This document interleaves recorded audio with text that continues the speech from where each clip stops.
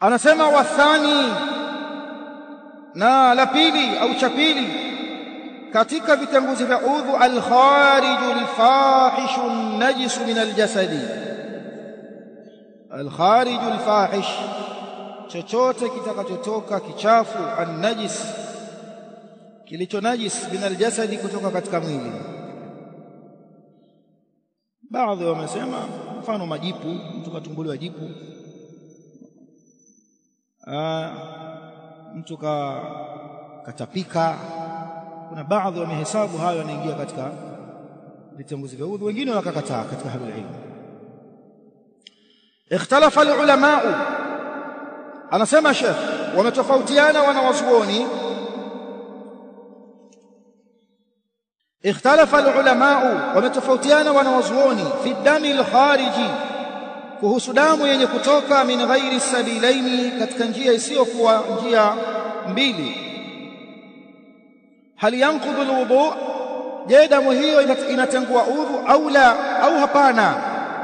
Imetoka damu lakini haikutoka kwenye sehemu haja ndogo wala haja kubwa, imetoka puani mathalan. Waqad dhahaba ba'd ahli alilmi, na wameenda kimadhhabu baadhi ya wanawazuoni, ila adami naqdi alwudu'i bih, kutotengua udhu au kutotenguka udhu kwa damu hiyo iliyotoka katika sehemu isiyokuwa moja ya zile mbili. Kwa baadhi ya wanawazuoni wamekwenda kwamba udhu hautenguki. Kwa nini? Li'annahu lam yathbut fi dhalika shay'un an rasulillah, kwa sababu katika masala hayo hakuna hadithi yoyote iliyothibiti kutoka kwa mtume wa Allah sallallahu alaihi wasallam, hakuna hadithi.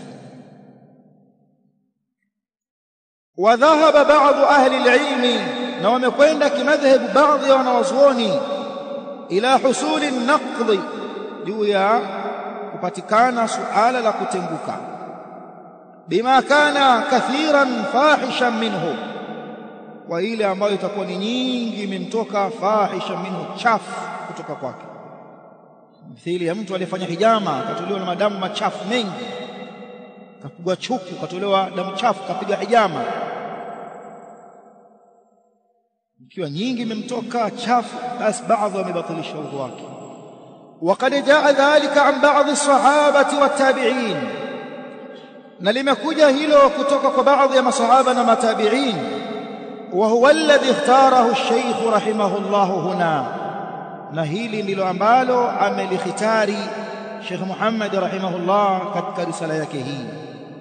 Wal khariju al-fahishu an-najisu min al-jasad. Kwa hiyo kuna khilaf, lakini al-Imam Muhammad bin Abdul Wahhab rahimahullah yeye ameikhitari kauli hii kwamba damu kutoka au uchafu wote utakapomtoka mtu kwenye mwili wake najis, katumbuliwa majipu, kufanya kadha, katolewa damu chafu kwenye hijama, damu imemtiririka,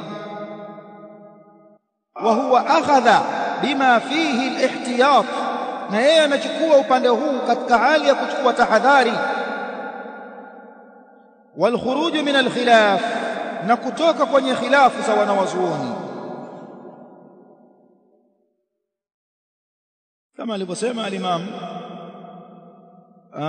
al-Fawzan hafidhahullah katika al-Mulakhas al-Fiqhi, kwamba lau akatawadha mtu kwa masala kama haya, khurujan min al-khilaf, kwa kukimbia kuiacha khilafu ya wanawazuoni, lakana ahsana, bila shaka atakuwa amefanya jambo zuri kabisa, sababu wako wanasema udhu umetenguka, wako wanasema haukutenguka.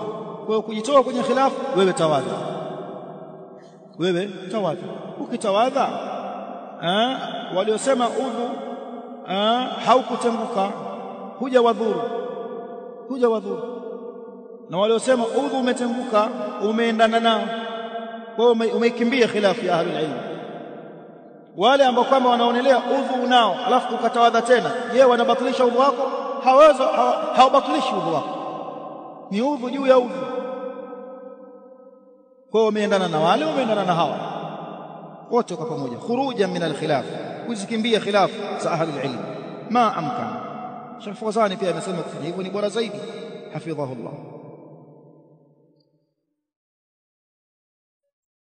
anasema hafidhahu Allah, athalithu, kitenguzi cha tatu, zawalul aqli, kuondokwa na utambuzi, kuondokwa na akili.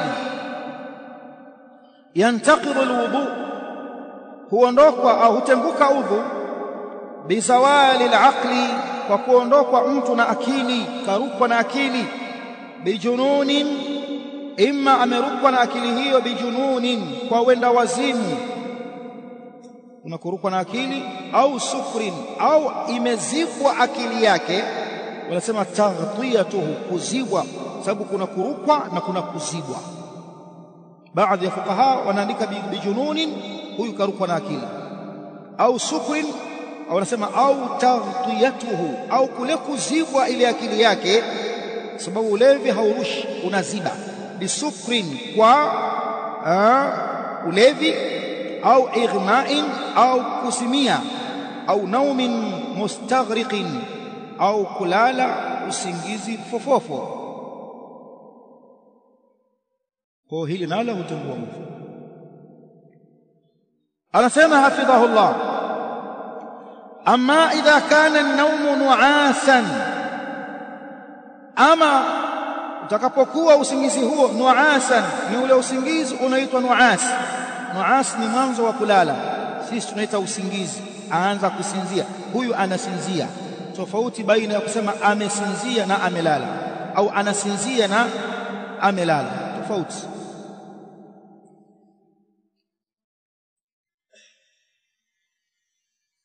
Amma idha kana an-nawmu nu'asan, ama kukiwa kule kulala nu'asan, kunapozungumzwa ni nu'asan, ni kusinzia. La yadhhabu ma'ahu al-ihsasu, kusinzia ambako hakuondoshi ihsas, au haiondoki hisia. Ule kuhisi kwa mtu hakuondoki, hisia ya mtu haiondoki.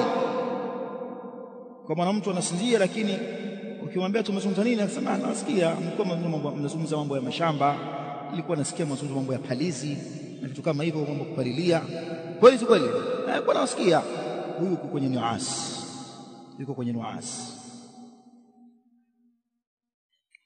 Kan yakuna jalisan, kama vile yeye akiwa amekaa kitako, au qaima, au amesimama. Fahasala lahu nuasun, akapatwa na usingizi, sio kulala, mwanzo wa usingizi, nuas, usingizi. Fakhafiqa ra'suhu, kikainama kichwa chake, kikainama kichwa chake. Thumma tanabbaha, kisha akazindukana. Wako ambao wanasinzia wamesimama, wako kwenye swala, tunawaona kwenye swala hasa tarawih. Fa inna dhalika la yanqudu alwudu, hakika usingizi kama huo hautengui udhu.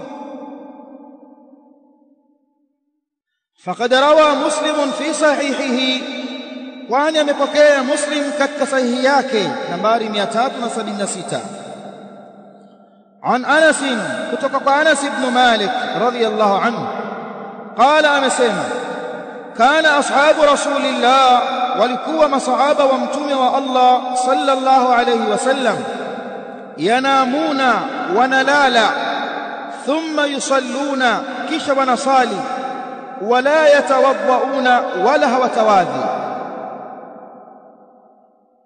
Walafdhuhu inda Abi Daud, na lafdhi yake katika sunan ya Abi Daud nambari 200,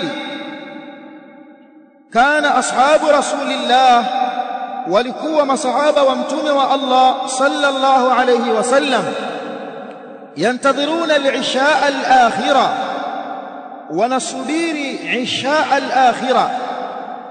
Mara nyingi mnaona kwenye hadithi ikitajwa isha inanasibishiwa al-akhira, isha al-akhira, isha al-akhira. Nini maana yake? Isha ya mwisho. Ahlul ilm wanasema ukiona imezungumzwa isha al-akhira kama zilivyokuja katika hadithi nyingi, tamyizan laha, عن صلاة المغرب لأنها كانت تسمى أيضا بالعشاء. sio kama kuna isha ya wakati wa mwanzo na kuna isha ya wakati wa mwisho. Isha ni moja tu, isha ni moja. Isha al-akhirah wameipambanua isha kwa kuita isha al-akhirah ili uelewe kwamba hapo inakusudiwa isha ile yenyewe, swala ya isha ile yenyewe. Kwa nini? Kwa sababu salatul maghrib pia walikuwa wakiita al-isha. Taghliban wanasema al-ishaain, isha mbili kusudia al-maghrib wal isha. Kama ukisema ash-shaykhain, mashayikh wawili, wanamkusudia Abu Bakar na Umar katika masahaba. Ama katika wanasomi wa hadith wanamkusudia nani na nani? Shaykhain na nani? Bukhari na Muslim. Shaykhain na Bukhari na Muslim, au shaykhain kwenye masahaba ni Abu Bakar na Umar.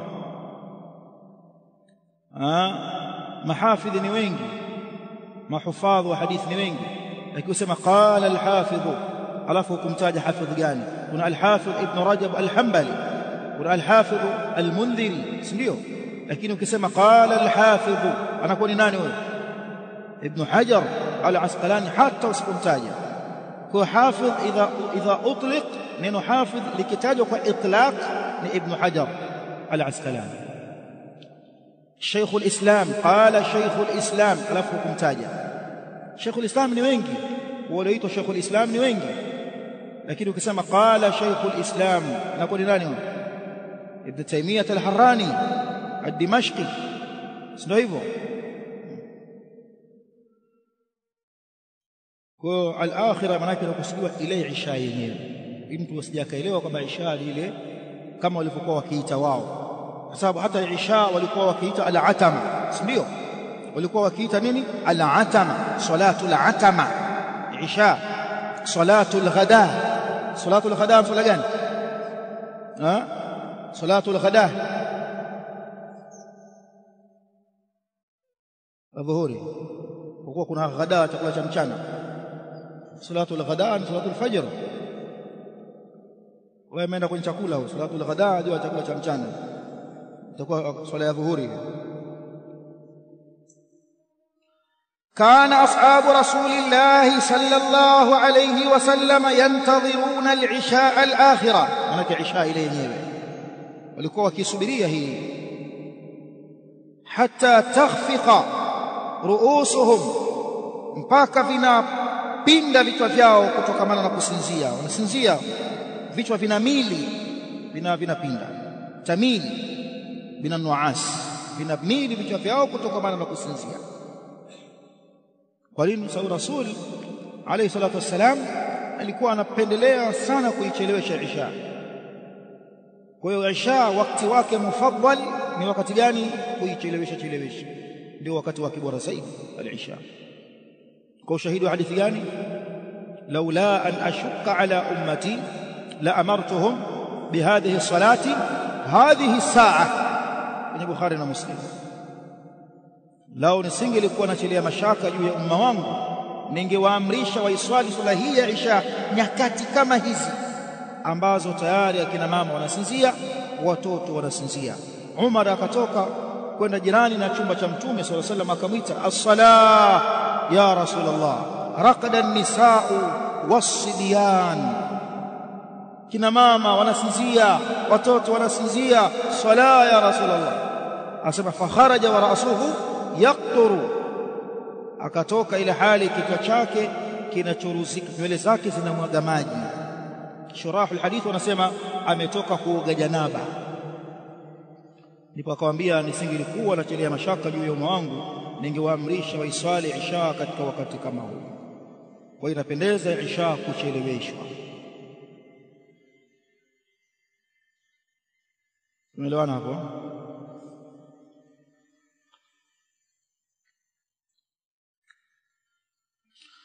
كان أصحاب رسول الله صلى الله عليه وسلم، walikuwa masahaba wa mtume wa Allah sallallahu alayhi wasallam, ينتظرون العشاء الآخرة، وكيسدير عشاء، حتى تخفق رؤوسهم، mpaka vinapinda na vinainama vichwa vyao kutokana na kusinzia. Thumma yusalluna wala yatawaddauna, kisha wanasali wala hawatawadhi. Radhiyallahu anhum. Sijaelewa vibaya hayo maneno. Ndio maana ile maneno ya ahlul ilmi kwamba yule ambaye anasoma vitabu bila ya mwalimu wake atakuwa ni nani? Shaitani. Atamwambia simona hapa, unaweza kulala alafu kusali. Hadithi hiyo sahihi, hadithi sahihi kwenye Muslim, sahihi hapo kwenye Sunan Abi Daud. Lakini ukimpata alim anakuchambulia, anakufafanulia. Anasema thumma yusalluna, kisha wanasali, wala yatawaddauna, wala hawatawadhi, ay wudu'an jadida, hawatawadhi udhu mpya. Kwa nini hawatawadhi na wamelala? Dhalika litamakunihim fil julus, hilo la kwamba wao walisinzia alafu hawakutawadha ni kwa sababu walijimakinisha pale walipokuwa wamekaa na walikuwa wanayaelewa yanayozungumzwa au yanayojiri pembezoni mwao. Kwa hiyo mtu akiwa kwenye mazingira hayo akapatwa na usingizi huo, aswali muda wa kuwa amekaa. Kwenye fiqh vitabu vingine wanasema illa nauma qa'id mumakkin maq'adatahu min al-ardh, isipokuwa usingizi wa aliyekaa kitako ambacho ameyamakinisha makalio yake ardhini, kwamba upepo hapa hautoki. Dhahiri. Wa hadha yadullu, anasema Sheikh hafidhahu Allah, wa hadha yadullu, na hili lajulisha. Na usingizi huo tunaupata siku ya Ijumaa, watu wengi wanakuwa na usingizi huo. Mtu anasikiza hutuba mara kasinzia, lakini mara kamsikia khatibu kasoma aya, mara kasinzia. Ikikimia swala hatuwaoni wakiwa wanakwenda kutawadha, anasimama pale pale anajikuta mpanga safu.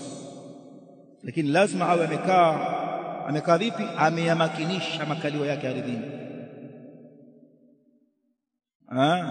Asikae mkao gani?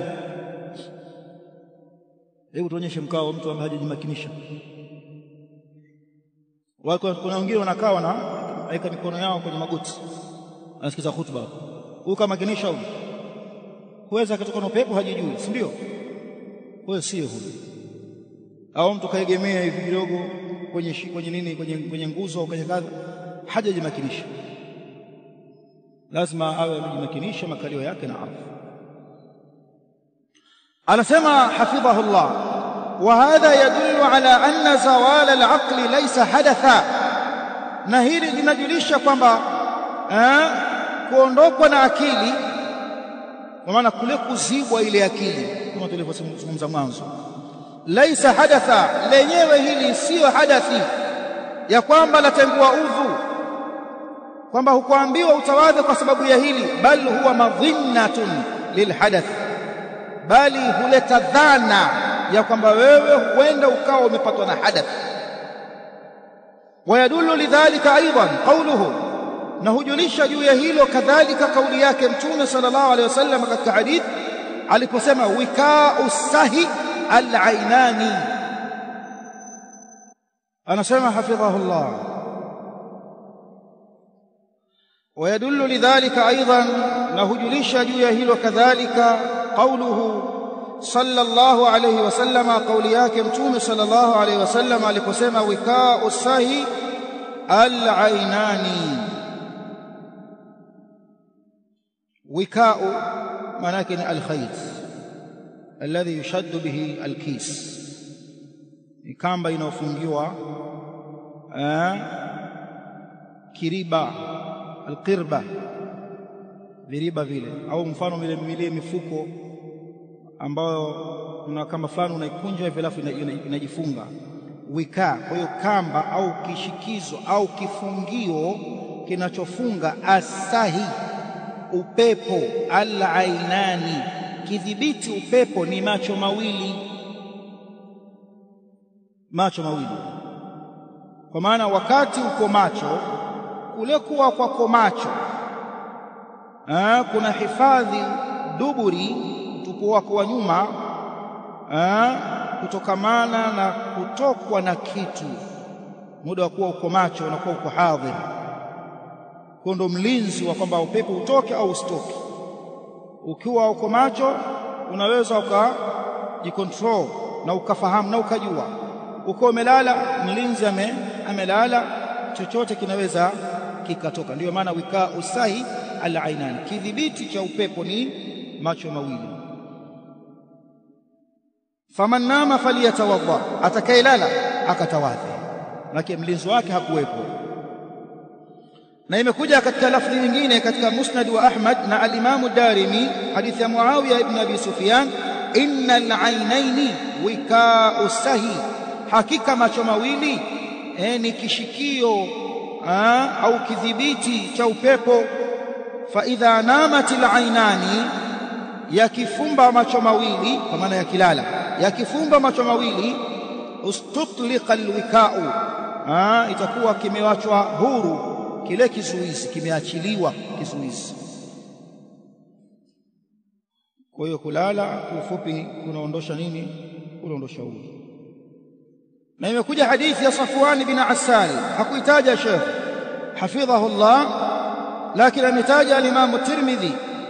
Hadithi ya Safwan bin Asal anasema, kana Rasulullah sallallahu alayhi wasallam, alikuwa mtume wa Allah sallallahu alayhi wasallam, yaamuruna idha kunna safara, anatuamrisha tukiwa safarini, alla nanzi'a khifafana thalathata ayyam, ya kwamba tusizivue wakati wa kutawadha khufu zetu siku tatu, wala yalihinna, na usiku wake, illa min janaba, isipokuwa tukijitaharisha kutokamana na janaba tutavua khufu zetu.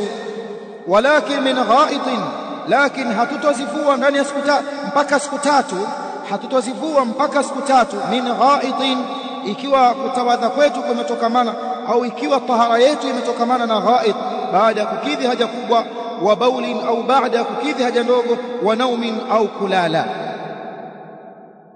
Kwa hiyo akahesabu bwana mtume sallallahu alaihi wasallam kwa mujibu wa hadithi hii kwamba kulala ni pamoja na kukidhi haja kubwa na haja ndogo, kuko sambamba. Likadirisha hili kwamba kulala kunatengua udhu. Arabi'u, kitanguzi cha 4, masul mar'ati bishahwa, kumgusa mwanamke kwa matamanio. Anasema Sheikh, hadha alladhi ikhtarahu Sheikh, hili ndilo ambalo amelichagua Sheikh Muhammad bin Abdul Wahhab. Akisema hivi uelewe kwamba masala yana khilaf. Ahadul aqwali thalathati fil mas'ala, na hii ni moja ya kauli tatu kwenye masala haya, na masala yana kauli zaidi ya tatu kama tutakavyoona. والقول الثاني, na kauli ya pili, annahu yanqudhu mutlaqa, kwamba jambo hilo latengua udhu moja kwa moja. Kwa kuna kauli mbili hapo, anatengua udhu au anatenguka udhu aliyemgusa kwa matamanio. Kwa maana aliyegusa bila ya matamanio udhu wake upo.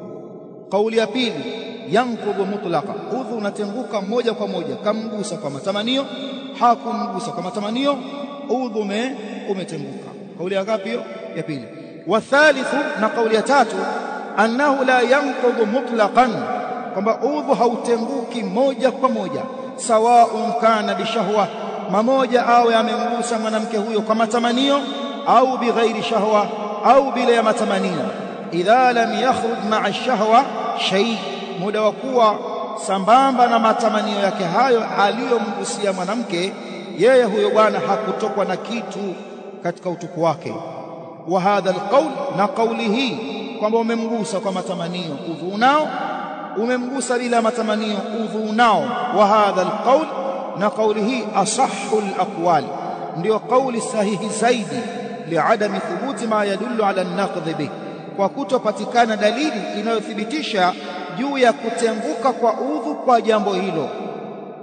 Rejea fatawa ya Sheikh bin Baz jildi wa 10 ukurasa 132 mpaka 138. Tumesema kuna kauli zaidi ya tatu.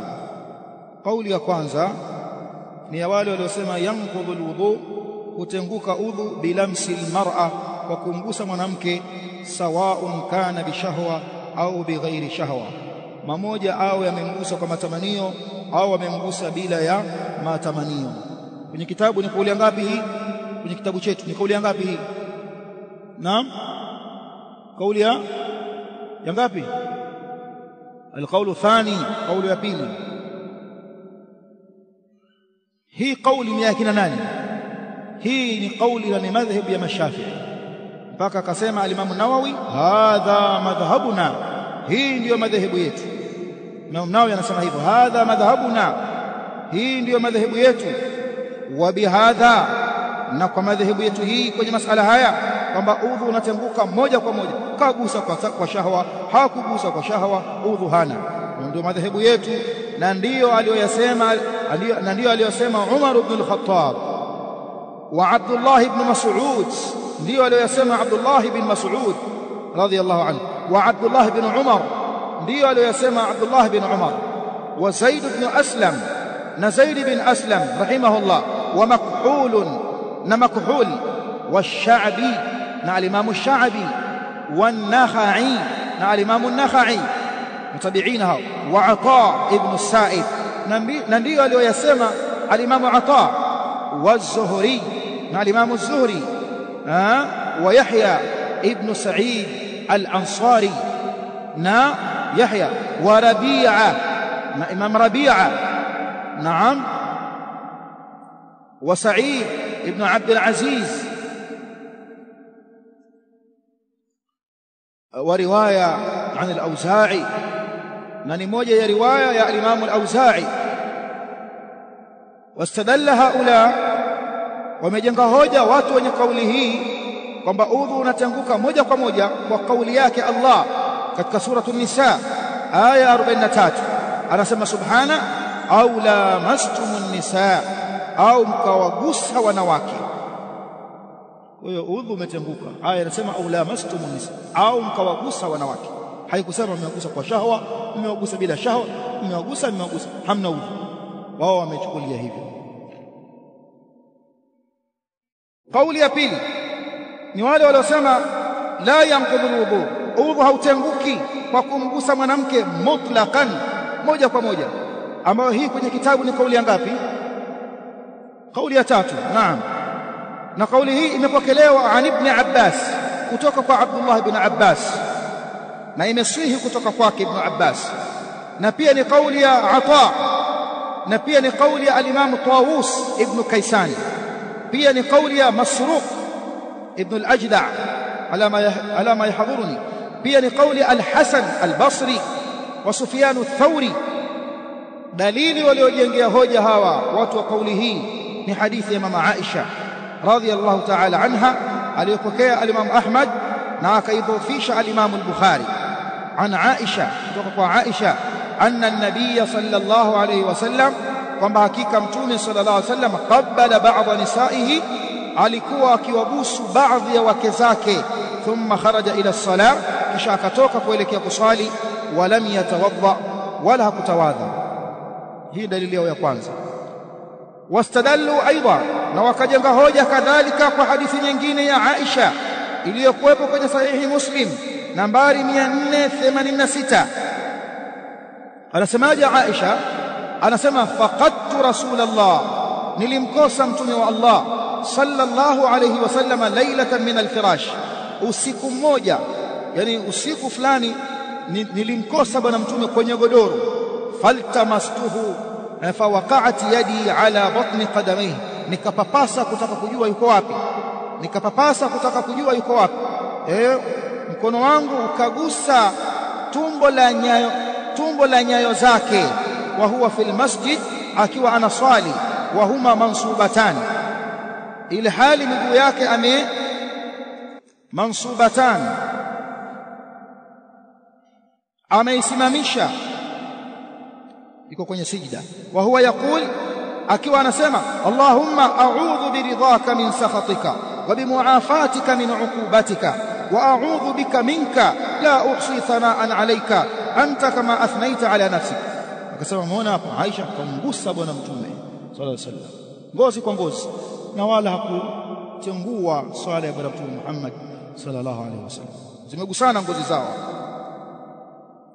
Na hadithi nyingine pia wakaitumia kuijengea hoja, kaipokea Bukhari kutoka kwa Aisha huyo radhiyallahu anha, anasema kuntu anamu baina yaday rasulillah, nilikuwa nalala mbele ya mtume sallallahu alayhi wasallam, wa rijlaya fi qiblatihi, miguu yangu ipo usawa wa kibla chake, yani akisujudu yeye anakabili miguu yangu. Fa idha sajada, anapotaka kusujudu, ghamazani, ananigusa kuniashiria kwamba nataka kusujudu, kunja miguu. Faqabadtu rijlayya, mimi nakunja miguu yangu anasujudu. Fa idha qama, na anaposimama anasema basattuhuma, naikunjua miguu yangu. Qalat, anasema Aisha, wal buyutu yawma idhin laysa fiha masabih, na majumbani kipindi hicho hakukuwa na mataa, watu hawakuwa wakionana, mtu anapapasa hapa na mtu. Tumeelewana? Dalili hii pia wameitumia kwamba mbona wameguswa huyu, na wale waliosema kwamba udhu umetenguka wanawajibu hawa kwamba aliyegusa nani aliyegusa? Aisha. Sisi tunataka amguse mtume ndio aguse Aisha, alafu mjenge hoja nyinyi kwamba udhu hautenguki. Aisha kamgusa mtume, sio mtume kamgusa Aisha. Lakini wale wakasema si ngozi kwa ngozi, kwani tofauti yake nini huyu kumgusa huyu na huyu kumgusa huyu? Si ngozi na ile ni ngozi. Wakawajibu wale waliotumia aya ya 43 katika sura an-Nisa, au lamastumun nisa, au mkawagusa wanawake, wakawajibu kwamba mulamasa hata kama kilugha inakubali kwamba ni kugusa, lakini muradi wa mulamasa kwenye hiyo aya ya Qur'ani ni aljimaa, kuingiliana. Au lamastumun nisa, au mkawaingilia wanawake, sababu Allah kwenye Qur'an akitaja masala kuingiliana hazungumzi kwa uwazi wa maingiliano, kunatumika lugha ya kinaya. Hunna libasul lakum wa antum libasul lahunna, nyinyi ni mavazi yao wanawake na mavazi na wanawake ni mavazi yenu nyinyi wanaume, manake vaaneni. Umefichwa kitu hapo dhahiri. Kwa hiyo kadhalika, au lamastumun nisa, au mkawagusa wanawake, manake mkawafanyia jimai. Na wakaambiwa, na hiyo tafsiri ndio tafsiri iliyotolewa na habrul umma, mwana wasuoni wa umma huu wa turjumanul Qur'an, mkalimani wa Qur'an, ambaye ni Abdullah ibn Abbas. Wakawajibu hivyo. Kauli ya tatu, in lamasa, kama tamgusa mwanamke, au qabbala, au akampiga mabusu, bishahwa, kwa matamanio, intaqadha, udhu wake utatenguka. Kwa hiyo kinachoangaliwa, yeye alikuwa na matamanio. Kama kamgusa kwa matamanio, kama kambusu kwa matamanio, udhu wake umetenguka. Wa illa fala, kinyume na hapo hapana, udhu wake haujatenguka, awe kambusu awe amemshika. Na hili limepokelewa kutoka kwa Al-Hakam, hili limepokelewa kutoka kwa Hammad, hili limepokelewa kutoka kwa Malik ibn Anas, hili limepokelewa kutoka kwa Al-Layth ibn Sa'ad, hili limepokelewa kutoka kwa Ishaq, na ni moja ya riwaya kwa al-Imam Thawri, na ni moja ya riwaya ya al-Imam Ahmad ibn Hanbal rahmatullahi alayhi. Kauli ya 4, in lamasa amda, kama atamgusa mwanamke kwa makusudi, intaqadha, udhu wake utatenguka. Wa illa fala, na kama hakumgusa kwa makusudi, udhu wake anao. Na hii kauli ni kauli ya al-Imam Daud al-Dhahiri. Kauli ya 6, in lamasa man tahillu lah, kama atamgusa yule ambaye ni halali yake, mkewe, mama yake, lam yantaqid, udhu wake hautotenguka. Wa in lamasa man la tahillu lah, na akimgusa yule ambaye kwamba hawi halali kwake, si halali, intaqad, utatenguka udhu wake. Haya ameyataja Ibn al-Mundhir kutoka kwa Ata ibn Abi Rabah, wa ankara sihhatahu anhu an-Nawawi, lakini al-Imam an-Nawawi akakataa kwamba kweli haya yawe yanasihi kutoka kwa Ata. Hizi ndiyo kauli 5 mashhur katika masala ya kumgusa mwanamke. Na kauli yenye nguvu kama tulivyoiona kwenye kitabu chetu, Sheikh anasema wa hadha alqawl asahhu alaqwal, kwamba kumgusa mwanamke hakutengui udhu, pamoja kamgusa kwa matamanio au bila ya matamanio, udhu hautenguki.